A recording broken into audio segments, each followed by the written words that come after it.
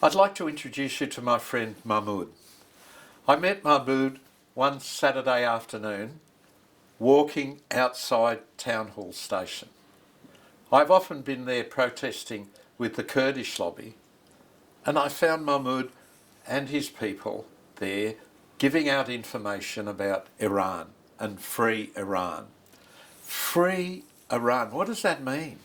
It means getting rid of mullahs and dictatorship in Iran. They're not very nice, are they, people? They're not nice at all. Yeah. I understand you were tortured. I do. Yeah, they done. You must have been really afraid.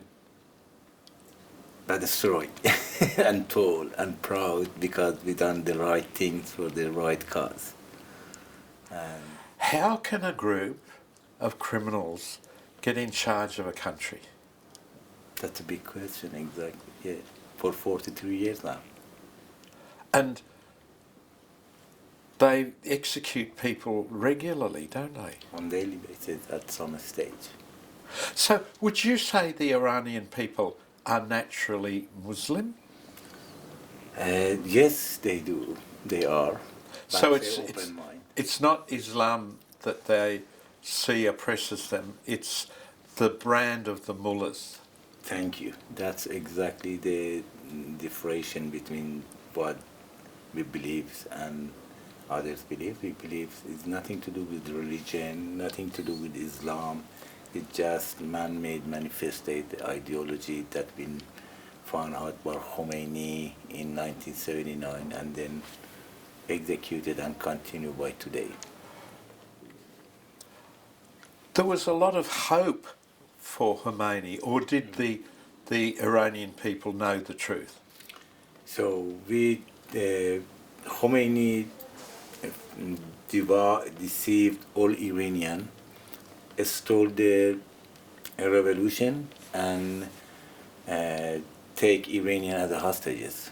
So we became, our revolution been stolen, and then we become the hostage of these massive mullahs, fundamentalist dictators. Yeah.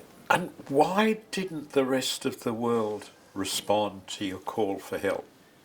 Thank you, because we're calling for justice and the fairness and the democracy and freedom, which is good for every human being, and every single human being are entitled to enjoy it. So the Khomeini took that as a whole and established a very fanatic, as you can, a scary manifested ideology, stoning to death happening in Iran, public collective hanging happening in Iran. You get, if you drink alcohol, you get lashed in the public, and so many other abuses. The women of Iran, in general speaking, has no right. So they not even at some stage classify as a second citizen of the Iran, and you name it. Have you any idea of how many people have been executed by the regime? So yes, is well over 120,000 people been executed, mostly on political ground. And if you go through the list and see the names, mostly they pick up most brave, intellectual, young Iranian generation to establish a atmosphere of fearness and terrorize and intimidate the public. To no one stand against it, but Iranians really have a great resistance against mullahs. So we never give in. We never surrendered to What brings up that resistance? What creates that resistance in you, in your people? Yeah, it believe and hope for change. Why? How? Like lots of countries just accept they're a bunch of criminals and we'll do the best we can. Hopefully, the good point in that we had a great leadership.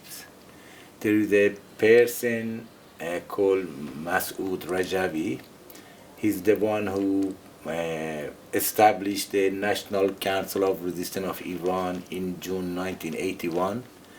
He really paid a heavy price to keep up the flame of resistance alive in these 43 years. So I talked to the Warwick and I told them soon later after 20th June 1981 when Khomeini issued the order to open the fire on peaceful protesters, we said enough is enough, and then we formed a resistance against Khomeini atrocity and repression inside Iran. Yes. So what is it in the Iranian people that pushes them for freedom? So that's a big question. Yeah. It's a big question.